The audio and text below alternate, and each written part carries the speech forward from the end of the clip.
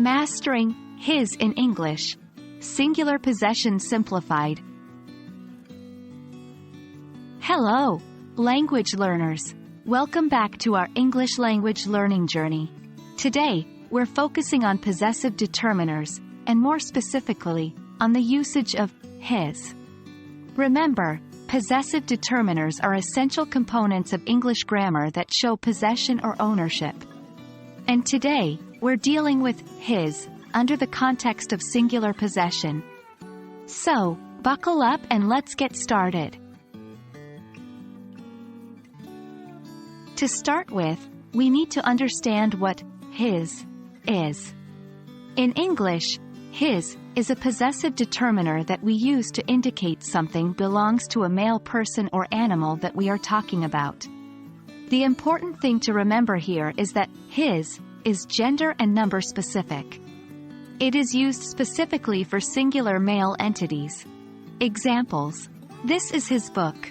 The book belongs to him. It is his dog. The dog belongs to him.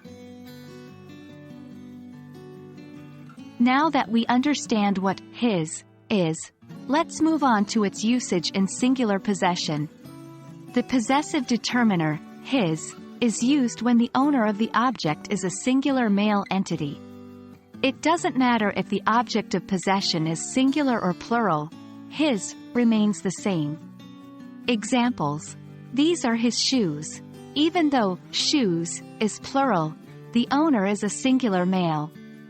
This is his car. Both the owner and the object of possession are singular.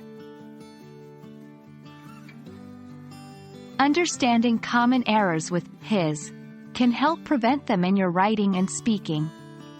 One of the most common errors is confusing his with he's. Remember, he's is a contraction of he is or he has, while his is a possessive determiner. Incorrect. This is his book. Correct. This is his book. Another common mistake is using his when referring to a female or more than one person. In these cases, we should use her and their, respectively. Incorrect. This is his book. When the book belongs to a female or more than one person. Correct. This is her book. Or, this is their book. And there we have it, folks. We've unpacked the use of his in singular possession. Remember, his denotes possession belonging to a singular male entity. Be mindful of the common errors and practice using his in your daily conversations.